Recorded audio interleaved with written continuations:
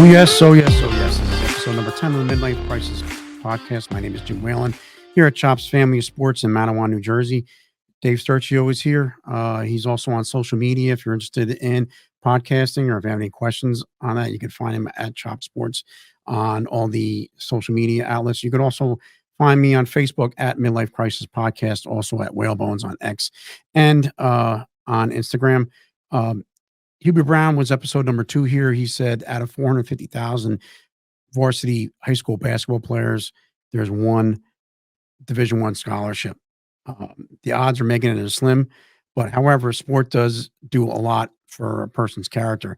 Success over failure, overcoming failure, teamwork, physical exercise, social interaction, goal creation. It also creates an alumni base. Athletic candidates are also good supporters of the school. They usually give back. Lastly, you're making great memories with the university and also the people. When you win together, you lose together. There's a bond. I'd like to thank my cousin Megan Houston Rose. She connected with my next guest. I wanted to get her on. She's in the college planning business. She has a company called College Solutions Windmere, based out of Florida. She's booked up, so if you want to check her out, if you want to have a son or daughter interested in college, she's very good. Megan's dad was a great coach in Middletown South High School. He owned coach of the year for Star Ledger, the local paper in New Jersey, back in 78, 79, when his team went toe-to-toe with Milt Wagner and David Thompson in Camden, one of the great Camden rivalries. He went double overtime. Unfortunately, he lost, but it was definitely probably one of the greatest games in New Jersey basketball history. My next guest helps student athletes and gives them college notice. And if your child's looking to get involved with sports, be a manager in sports, he would be somebody you would want to go to. I talked enough on that. Without any further, here's Dave Morris. Well, listen, Dave, thanks for your time, and thanks for meeting with me. I got your information from Megan Houston Rose, my cousin. So I was going to do an episode about like college planning, especially. I have 2 kids in college. They didn't really pursue that direction as far as going into athletics, but Megan referred me to you and said, you're the guy to go to. So if you could just tell me a little bit about, yeah, just a little bit about yourself, and then what, and you work for a college athletic advising, and I mean, kind of just getting some tips and what things you could do. Okay. Well, so I'm Dave Morris. I based out of Tumwater, Washington, just south of Olympia.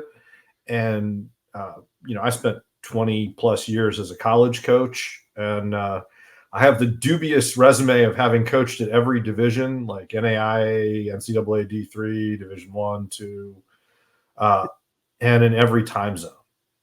Okay. So, and I was mostly a college soccer coach, also did some lacrosse, but anyway, and was before that, coached high school basketball, like bantam, midget hockey, Okay. So you did the gauntlet. So a little bit. So coached youth soccer, I coached a team that we were Wisconsin, went to regionals, U19 level out of Wisconsin in girls soccer. I mean, I've coached the club side, different sports, college side, high school side. And, also if you're a college soccer coach, that's not really a full-time gig a lot of places, right? So I also ran the School of Education, a couple different schools, wrote accreditation documents, NCAA compliance, student athlete advisory committees. I mean, I've kind of worn a lot of hats over the years. So what happened is you get to a point where you realize that, kind of what I'd always said, I suppose, which is that kids know more about the $3,000 car they kind of chugged to college in than they do about the $300,000 education they're on the hook for. And I think that's crazy. I've always thought that. Yeah. And, so I decided to go into practice to try to sort of fight that, and also to help kids. There's so much, families get to, your kid gets to be about 14 or 15, and competitive athletics, you kind of slide in. Nobody plans to do youth soccer and fly all over the place, or AAU basketball. It's not when your kid's like 6 or 7 and they kind of like playing, or maybe they're 10 and somebody says, hey, your kid's pretty good. You don't think about that. You sort of generally fall into it. And Yeah. then you start thinking about college, and then there's a million people trying to take you. The whole system's based on stress and kind of FOMO, really. I mean, Yeah. nobody's going to commit to a college as a sophomore if there's not a lot of stress and FOMO involved, right? They wouldn't Okay. be. But kids are starting to commit earlier just to kind of get the decision out. And then also kids are also kind of reneging on, I guess it's Well, like a it's a verbal commitment two-sided. and Yeah, yeah. there's a two-sided thing, right? You get verbal commitments. So to me, what college athletic advisor does, and it's basically I'm college athletic advisor, is we try to pull the stress, like lift your burden a little bit, because when you understand the process, then you're in charge of it, and it's positive stress, right? It's like, oh, I have options and they're good ones, and this is how I can find Mm, out what my options are, because there's so much sort of uh, garbage in the atmosphere, recruiting services, and all kinds of stuff. mm. Like cutting through the noise is so hard, and that's what we really do for people, is help them kind of cut through the noise, and then get up, ask the right people the right questions. So, like, if you want to know whether you can play, kids ask me all the time, like, well, how do I know if I'm a D1 college athlete? And I'm like, I think I don't think that's a great question. There's Yeah. 350 something Division I schools, depending on what day of the week it is. Yeah. And if one of those coaches in one of those sports wants you, you're a D1 athlete. But Yeah. there's a huge variation between the top of D1 and the bottom of D1. There's more variation within each division than there is between the top teams in Division I, II, and III in most sports. Yeah. So, So like coming up, usually around spring break time or in January, February or in spring break time, everybody, when you're a sophomore, junior, a lot of families take that spring break and they visit a college. Is that a good thing to do? Because, I've heard, well, college are out, is that a session? You're really gonna get the full experience, or is that a bad thing to do? But like, what would you tell your clients that about would you start, like what grade would you start visiting and, what time of year would you start visiting? well, I think you want to be organic about, it depends on each kid's different, right? So Right. one of the things people ask is like, is it too late? My kid's a Mm, junior, my kid's fall of senior year. It's January, my kid's a second semester senior now. Is it too late to get recruited? And the short answer is no, right? There's colleges that are going to recruit right up till July for yeah. August. However, that's not optimal.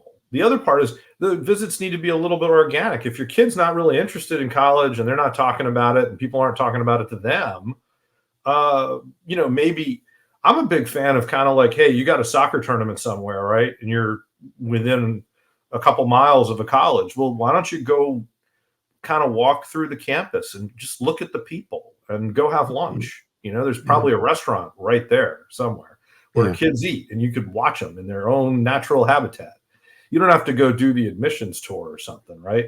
And now you're normalizing college and you're giving a kid who's 15 or 16 and really has never left home, uh, this is what college could look like, right? And my thing is try to pick, somewhere sophomore year, junior year.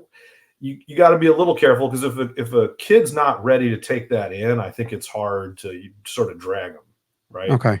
But when they're ready, or when if coaches are talking to them and they need to be able to at least start thinking about it, you know, it doesn't have to be the college they're eventually going to go to. Start with, like, there's probably a large college within an hour or two of where you live. There's probably a sort of a middle-sized college, and there's probably a small college, with 1,000 or 2,000 students. Go just see the campus, walk through, watch when classes get out. What does that look like?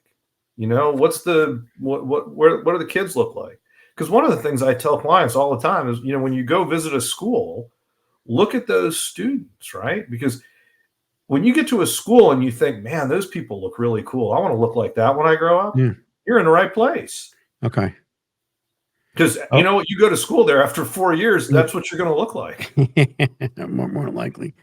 But like, social media is big, but like, should the parents contact a coach to say, for instance, like, you have a lot of these programs, you have like niche and everything else that you plot everything in and it spits out with a bunch of schools that, or that you can line up with. I mean, who should contact the coach If or you're is it? for the recruiting process, coaches want to talk to the student. They don't want to Yeah, talk to mom and dad, right? And honestly, it's a great life lesson. Prep your kid, but you gotta, I mean, you gotta let them go. yeah, So, like read the email, make sure it's going to function, right? Sit with them and do a practice phone call, right? Or however you want to do that. But ultimately, the other thing is kids get so scared of talking to a college coach. Think about how you get to be a college coach, man. yeah, These guys, they talk to 16-year-olds all day long and yeah, twice on Sunday. They're great at it. In about 2 minutes, the kid's going to be super comfortable and have a great time. One of the things, it's a huge stressor for kids who haven't done it yet.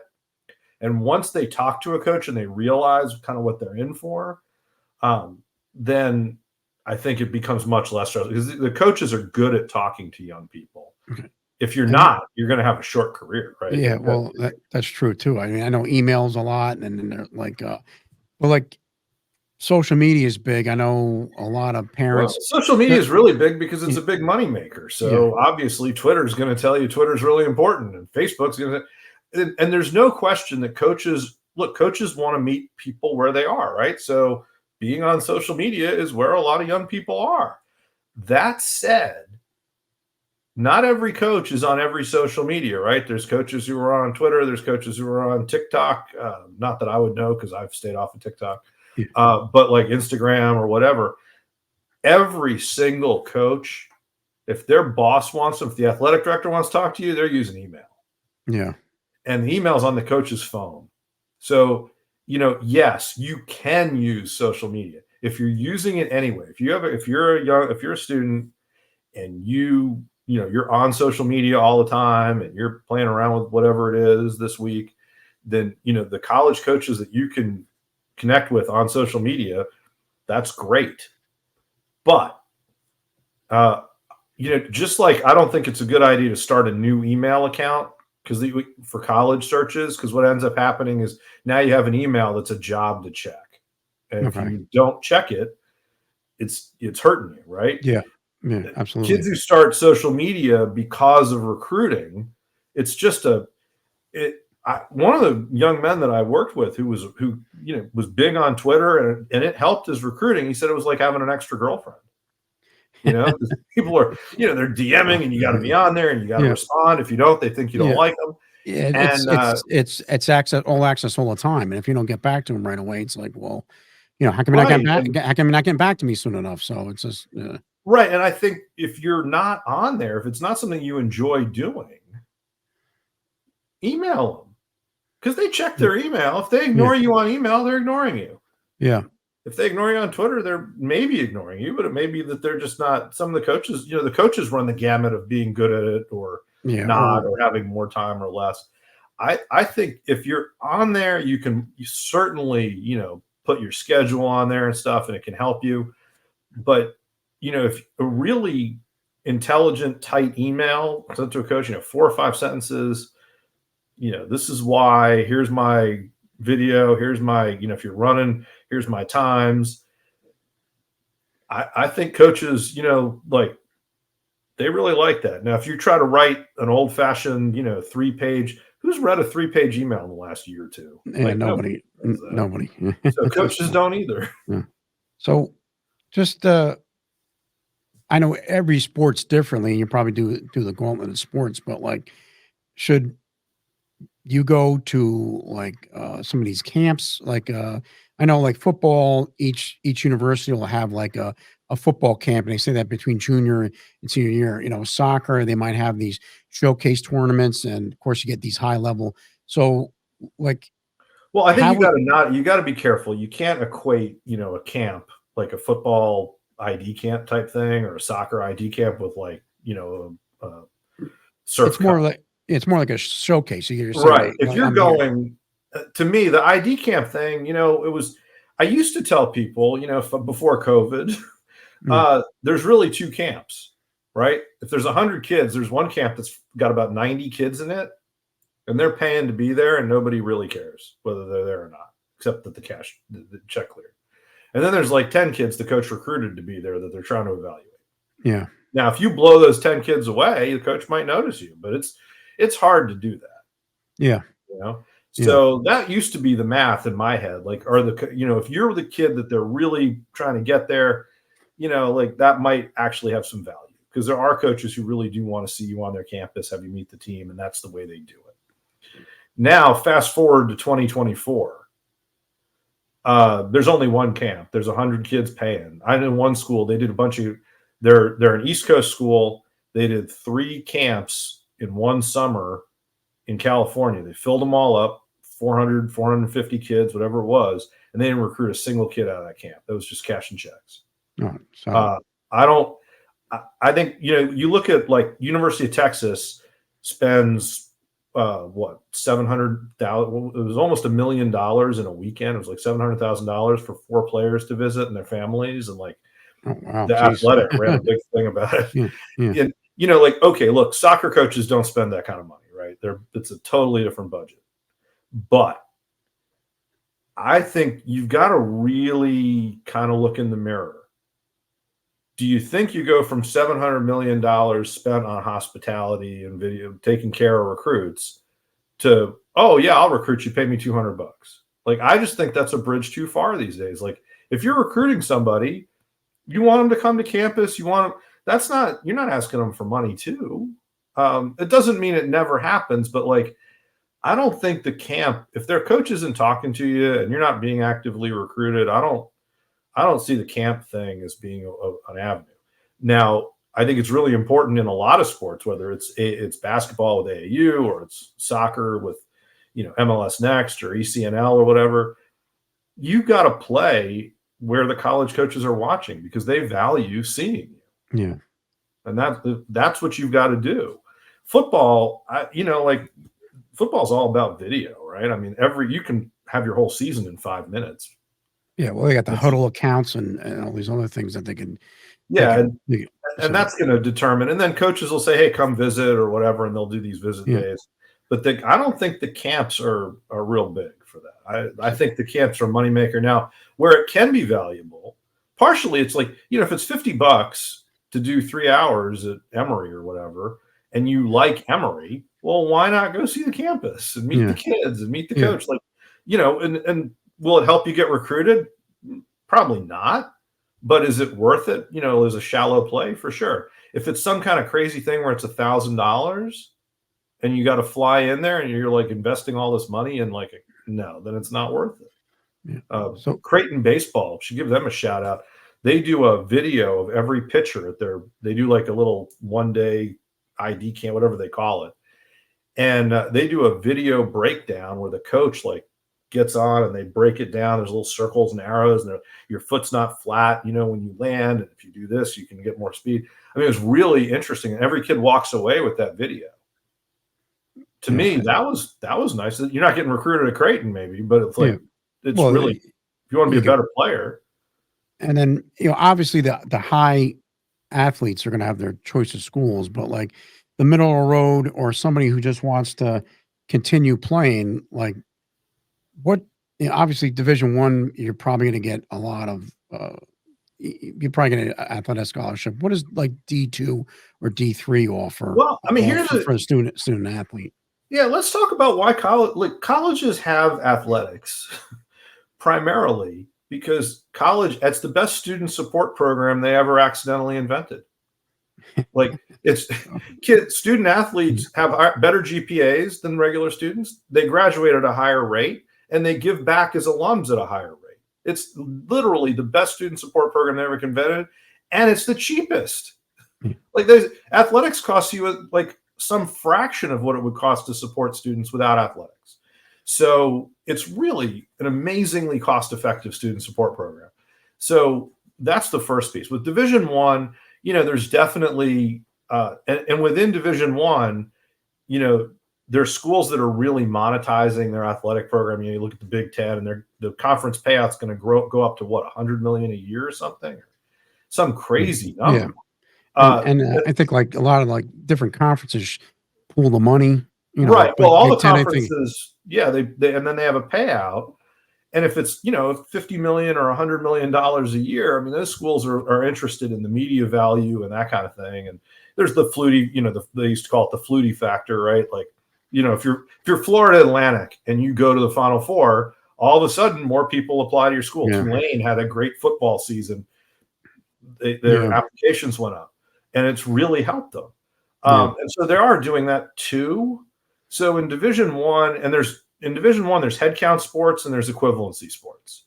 So if you're a head count sport, and that's football, men's and women's basketball, and then like women's tennis, gymnastics, and tennis, gymnastics, and women's volleyball. In Division I, those are head count sports. They can't split those scholarships. If you get a scholarship, like an FBS scholarship, it's a full boat scholarship. Yeah. So that's a little different, right? D2, D3. D2 is like all equivalencies. And then we'll talk about D3 in a second. NAIA, they're all equivalencies. They can give you, they have some total, and then they can split it up however they want. In the NAIA, there's no real limit. I mean, the school really wants to give you some money, they can. And they that's call a nice it perk. Well, it is and it isn't. It's because like I can call it an athletic scholarship, a merit scholarship, an endowment scholarship, a discount, a Bed Bath & Beyond coupon. It all doesn't go in your bank account, right? You're spending. The thing about equivalency scholarships is you're paying. So, like if you go buy a car, they can call it a rebate, a discount, a write-off. It doesn't really matter what they call it or even how big it is. What matters is like, what are you paying? Yeah. And so one of the things about Division II and Division III is, generally speaking, you have a market value as a student and as a student athlete, and you're going to pay the same thing to go to, Fairfield in Division I as you're going to pay to go to Middlebury in Division III. Yeah. Because they can't, if they're going to admit you, they can't then charge you a bunch extra and expect you to show up. So Fairfield, the coach has some control over how much money you get. Same thing at like Division II, if you're talking about Colorado Mines or Assumption or something. And then in Division III, the coach doesn't have the sign off on that, but they can say, look, this is the point guard we really want. And the admissions director at Emory, when I was there at Oxford Emory, said, he had a great line. He said, listen, if we have a biology program, we're going to have to get some bio kids, right? And if we have a basketball program, we need a point guard. It might not be the point guard you really want, but we are going to get you one. Yeah. So, they're going to make it affordable. Oftentimes playing in Division III, even though they don't call it an athletic scholarship, it's going to be cheaper than playing in Division II or Division I, because those schools, they're Division III because they fund everybody. Yeah. The other thing is, people say, oh, well, there's no athletic scholarships. In Division III, the rule, this is a written rule, to be compliant with that, no athletic scholarships, you're not allowed to give more than 5% more to your athletes in total than you give to your regular student body. So that's interesting. And then the average discount's 54%. Yeah. I mean, I went to a Division III school, and the basketball players got grants. Like, they got a grants for each semester, but they also had to keep, they had to do like work study, or they had to give back in some regard. Well, and they had some of the scholarships were grants. Some were works. Maybe they got a little bit of priority to get maximum work study money, but then you got to do the work. And then Wisconsin got in trouble for that. Yeah. And Title IX, like, it's been 50 years. Has that leveled off as far as funding or anything else, as far as different programs, or is it across the board? Has Title IX, if you have, say, I think it's the arc. What is it? The arc of justice is long, but it bends toward, or the arc of history is long, but it bends toward justice. It's a very long arc. Women, look, in 1970, whatever, nobody had teams, right? Now, or very few. And now, look at women's basketball. Everybody's got teams. And so Title IX's been huge, and it wouldn't have happened without Title IX. But there's also some things. I mean, Title IX, as far as has legally defined equality as not equality, right? Like, you don't have to give women the same amount of money you give guys. You don't have to have, equitable. And in fact, you can do things like have a TV contract where women's basketball and softball provide all the value, but you call it a baseball contract and you give baseball the money. So it's not totally, we're not all the way to equity. Okay. But I also think, schools have figured out, what they need to do to be compliant with Title IX, and they want to be compliant. I don't think there's a lot of schools still fighting about it. And I don't know that the Department of Ed is super fired up. I mean, the enforcement mechanism is pretty minimal. I mean, if a school doesn't comply with Title IX, someone has to then go to the Department of Ed and complain about it. And then, depending on which administration it is, how motivated they are to investigate things like that. So, investigation and time lapses, and then it's definitely, I think at the collegiate level, there's more and more opportunity for women. And I think the thing that's moving college women's sports forward now is that the schools have figured out that they make money. Like you make money by bringing in students, better students. And then in the Division I level, I mean, obviously like in women's basketball and women's softball and hockey, I mean, they're, it's a women's soccer championship is huge. Like those are programs that, generate a reasonable amount of revenue or have the potential to, if you invest, like if you're UConn and you invest in women's basketball, you'll make that investment back. Yeah. So I think that's as much a motivation as anything. I think the colleges have realized that, hey, these are marketable athletes. For NIL, the women they're some of the top earners, right? Yeah. And getting back to what are some of the common mistakes like parents and athletes make during the process? Like you kind of see that had to be corrected. Well, I think the first thing is really kind of asking their local high school coach or their club coach, like, oh, well, where should I play in college? Am I good enough? And that, there's asking the barber for, like, does he think you need a haircut? And asking the local coach, like, they just don't, no local coach has enough of a global understanding of college athletics to really help you that much. They know the schools down the street, and if all you want to do is go down the street, they may be able to help you. But if you're looking more globally, there's 2,000 colleges playing basketball. There's almost 2,000 playing soccer. There's 1,500 softball programs. I mean, they just don't know. So the way to get that answer is to figure out what are the best fit colleges for you. I think it's a two-sided process. And then let's talk, email coaches like, hey, take a look at my video or here are my times.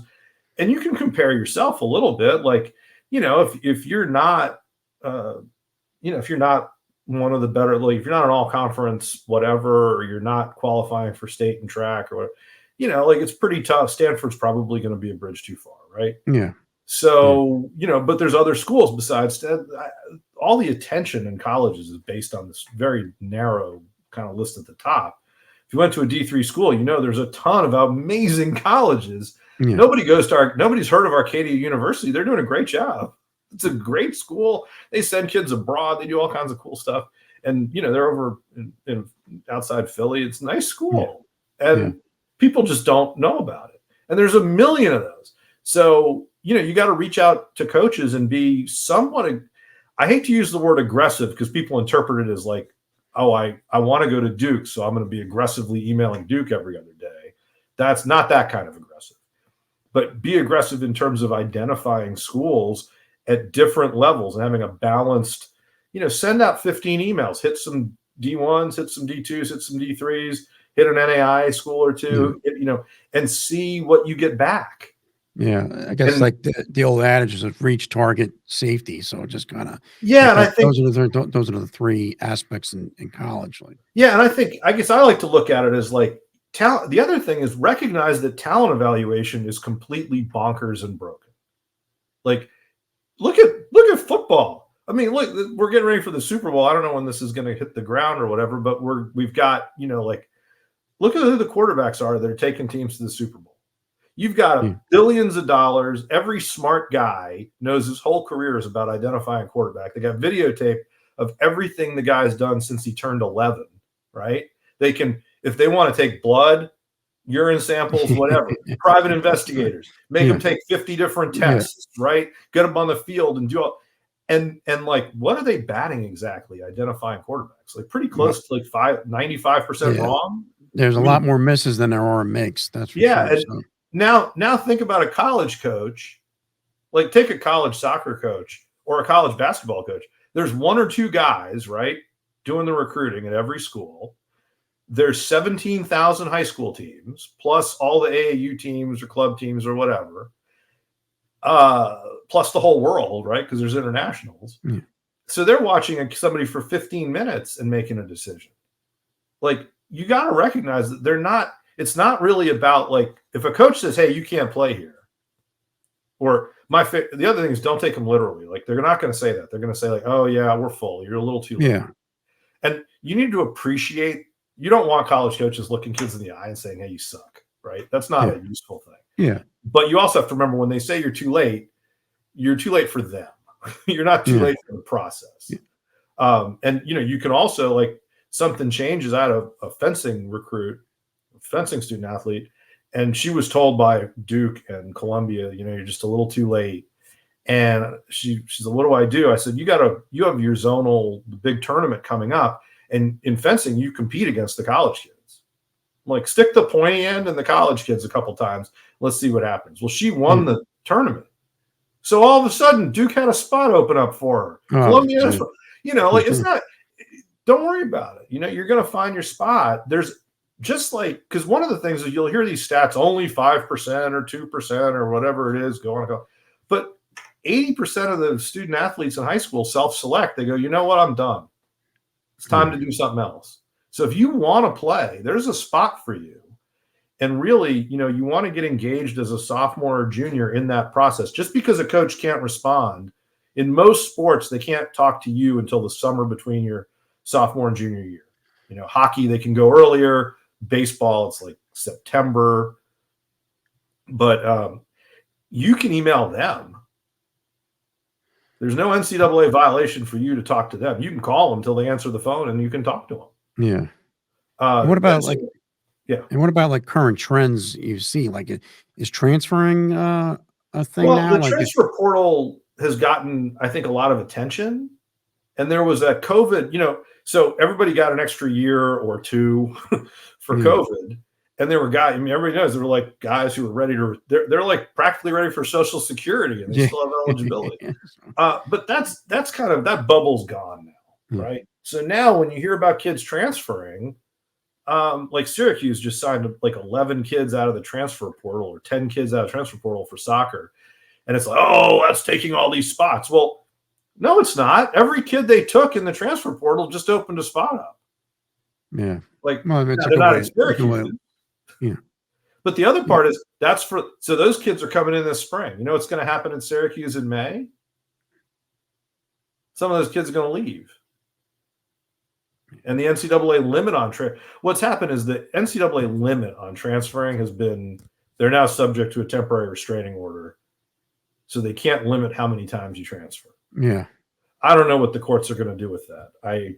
There's a legal landscape that's changed. But in terms of transferring, like, I think it's created a situation where it's even more important for you to really get to know the coach a little bit and make your best choice for, kind of, we used to call it the broken leg test, right? Find the right school where you're going to be happy no matter what. That's going to give you the resilience if things are difficult freshman, because not everybody goes to college and starts their freshman year. Like, you just think about, nobody expects to start freshman year of high school, and then they graduate high school and they think, oh, well, I'll just go start at Michigan or something. It's not how it works. So there is a lot of transferring, but I think the other part is, there used to be, it just wasn't tallied. Kids would quit after freshman year. They'd be like, yeah, college sports isn't for me, which is perfectly fine. And nobody was really keeping track of that. Now they go in the portal and then they quit. So there are kids who go in the portal and don't go anywhere. But I think a lot of that is, like, they look around and they're like, yeah, this isn't, none of the, I'd rather just go to school at X place and not play. And what about, like, kids also transfer and find a good, and I think it's important, coaches were able to leave, right? And kids were stuck. and that wasn't fair. Yeah. Yeah. Well, that's true too. But like, what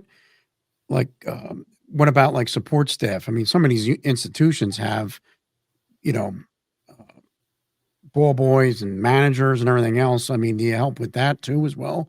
Like as far I as like, can. hey, let's listen, I know I'm not good enough to play here, but academically I can go here. So do you help with that and say, hey, what should I say or do? And say, do you have any open positions in, or if I want to go into sports management or I want to be a coach or something like that? Like you're not really the athlete, but you want to still be around the sport. Well, and that was my path, right? I went to Michigan because Red Berenson, who had just been hired as the hockey coach, said I could come and help with filming and be a manager. And when I Yeah. visited Michigan, I went and saw him, and he said, "Yeah, Yeah. sure." So I definitely have clients where we talk about like analytics. That's one of the big ones is the sports analytics piece. I think that's a growth. If you're a good math student, everybody Yeah. wants Yeah. you. Yeah. And I think there's certainly places, and you can be strategic about. And colleges, there's schools like North Carolina where they have scholarships for managers. Yeah, I mean, a lot of them do, or that limited, but you might work your way up to it. Like they might offer a junior or senior year. So Yeah, or well, it just depends on the program. A lot of them will, they'll pay you work study, but there's schools that will, on the way in, scholarship you as a manager. yeah, They have a well, certain number. They're usually not big scholarships, but some of I them mean, are. North Carolina, they were full ride. Dean Smith famously had full ride scholarship managers. I don't well, know I if they mean, still do it, but well, I I mean, if suspect. I'm some other places are doing, but just get back to you. Like, what do you offer? Somebody sees this, and like, where can they find you, and what do you offer? Well, And they how can can they? find me. It's collegeathleticadvisor.com. I'm on the Mm. web. If you type college athletic advisor into Google, I seem to come up. I'm kind of proud of that because I don't do any marketing or I don't So, understand the internet. oh, It just yeah, happened. yeah, But anyway, that's how you find me. Or you can find me on Twitter, CAA Coach Dave, Instagram, College Athletic Advisor, Facebook. Or you can just email Dave at collegeathleticadvisor.com, right? My cell number's on the internet. yeah. I'm a brave man. But anyway, what I really do is it's really there's three parts, kind of the developmental triangle. We're 360-degree support at College Athletic Advisor. Okay. So I can help you with your recruiting process and communication and decoding, like when do you start, what pieces do we need to create to get coaches' attention, those kinds of sort of standard recruiting questions. And then the second part is the academic, like how do you make sure your academic plans meet NCAA requirements, align with, if you want to go play at Harvard, you probably need to take calculus, Yeah. or if not, you got to think about, you got to be strategic. Make sure your coursework aligns with your academic goals for your future. Right. And when should somebody like reach out to you as far as like when I think, look, I'll work with kids. I have Mm. transfer clients. I've got clients who come in as seniors and juniors.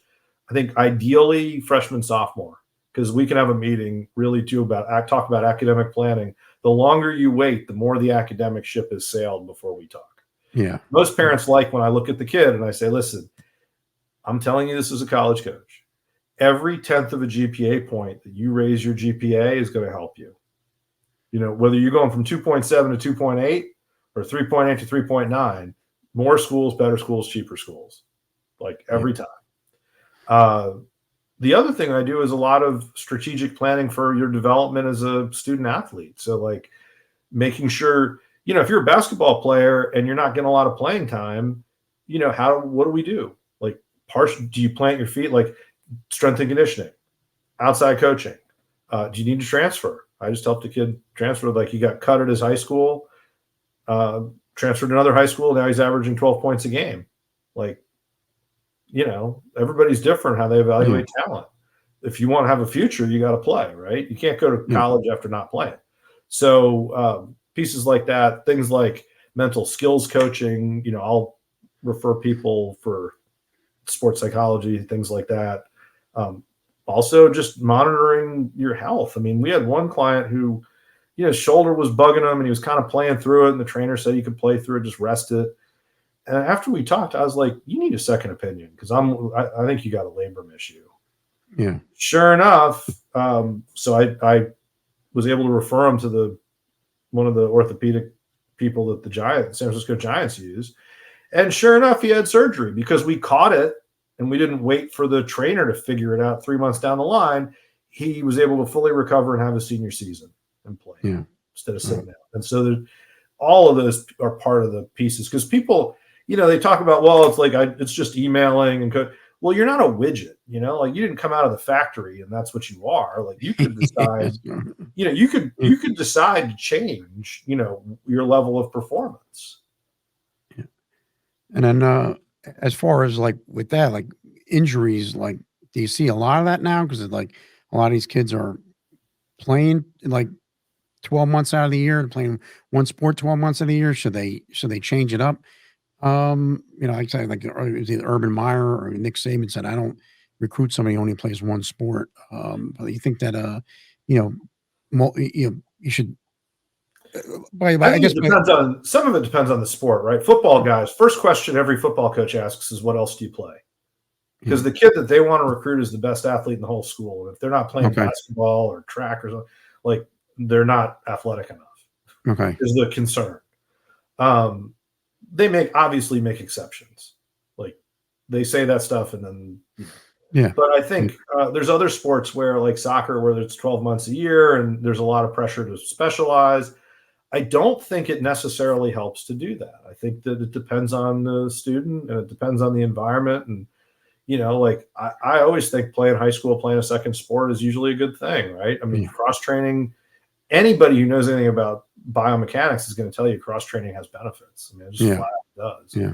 On the other hand, there's kids who they think they're going to get recruited just by playing in high school. And I had a conversation with a kid yesterday. I said, listen, you're playing 4 months out of the year. What are you doing the other 8 months? Because let me tell you, the kids who are getting recruited maybe along with you or instead of you are using that other 8-month long period to get better. Yeah. So if you don't, you're missing out. Yeah. Like you've got to decide what you want to do. Doesn't mean you're going to play ice hockey 12 months out of the year, like depending on where you live, you probably aren't. But, on the other hand, you got to do something. I mean, you got to keep developing physically. And you got to have a plan for it. And it'd be good if it was healthy and you don't overtrain. I'm a big fan of not overtraining. But I think injuries, I really wonder. I mean, you get a lot of kids. I just did a 1-minute reel about what do you do if you get hurt? What do you do? Like, do you just stop with your recruiting process? Yeah. And that's no, like if you have a significant injury, like an ACL injury, you need to make sure you reach out to coaches right then, because that's where you still have video that's recent. Yeah. You have performances that are recent. You can say, hey, look, I just played here. I did this. Here's my video. I'm going to be out for a little bit. I'm estimating, I think I'll be back by time X. Because the truth is, like, college coaches don't love it when you get hurt, obviously. Yeah. But, if I'm a college coach, I'm a lot more interested in what you're going to do when you show up on our campus than what you're doing tomorrow. Yeah.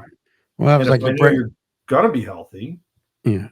And that was like the Brett Favre story. Like he went, I guess, Southern Mississippi, and the one guy said, well, did you see him before he got into a car accident? And then the Green Bay Packers drafted him. So sometimes, because of an injury, you are off the radar, and not too many coaches see it. But just I want to wrap it up a little bit, David. Thanks for your time, and thanks for putting me on the schedule. So if somebody wanted to reach out to you and email you, like what's usually the process, and like you have what's like the packages, and also you have a couple other people in your organization as well. I do have some folks to bounce some things off of, but really when you hire college athletic advisor, you're hiring me. Okay. And we do have a couple different packages. Our pricing is in flux right now, to be totally honest. Okay. Yeah. But we try to be accessible. Anybody who asks gets a free half hour. If you email me, call me, whatever, we have a thing on our website where you can say, hey, give me 3 college recommendations. And you fill out our survey, and I'll give you 3 colleges that fit whatever you tell me in the survey. Yeah. And you come back and say, hey, can I have I'd love to chat. Yeah. We'll give anybody a free half hour. You can also schedule on the website a paid hour, and that's a little bit different. But my thing is, if we can help you in an hour, honestly, I'm happy to help you, and you're not my client. Okay. If you want Yeah. more individual, then we do a called an impact plan, which is a 5 hour package, and then we have the unlimited, which is the full comprehensive. Most of my clients have a like people who are college counselors have a college counselor, and then they refer them to me to help with the athletic piece as an Yeah. add-on. Because I'm really, if you're going to talk to somebody about kind of the nexus of athletics and academics, I think that's an area where I bring a unique level of expertise. Yeah.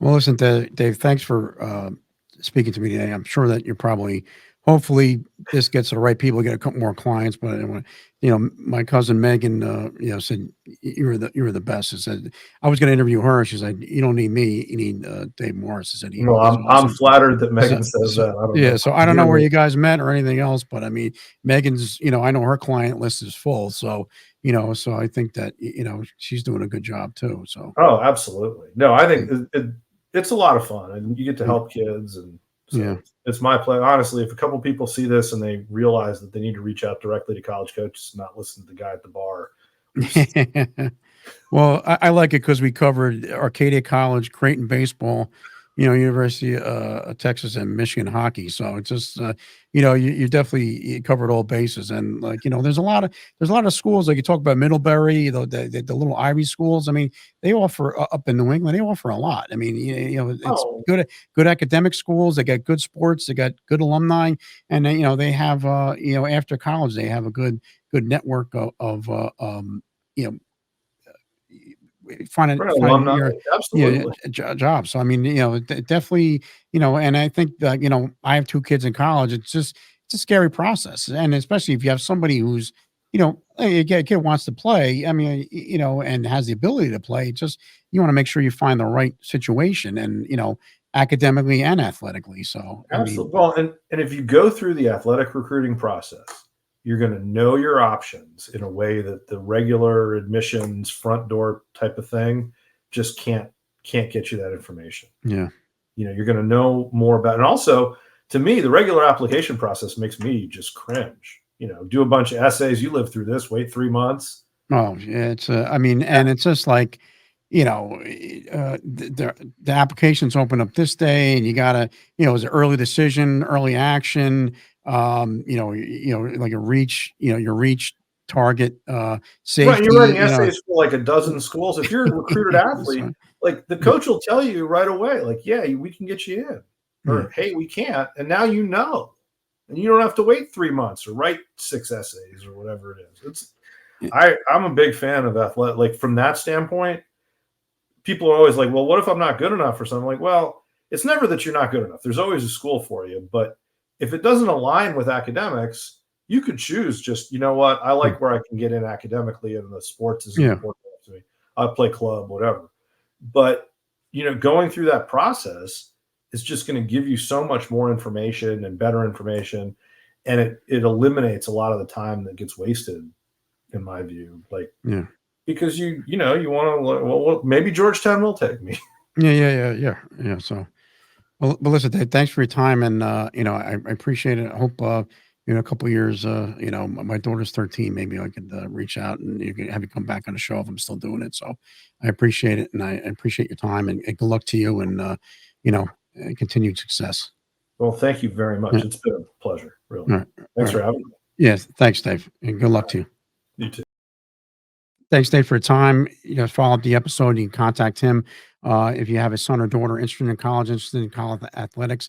He has a wealth of knowledge. I'd also like to thank my cousin Megan Houston Rose from College Solutions about giving me Dave's information and setting up this interview. Also, you can follow us on social media at Facebook at Midlife Crisis, and also on X and Instagram at Whalebones with a Z. Look forward to another episode. Thank you for your support, and contact me if you have any questions, concerns, or comments. I'd love to hear from you. Have a great day.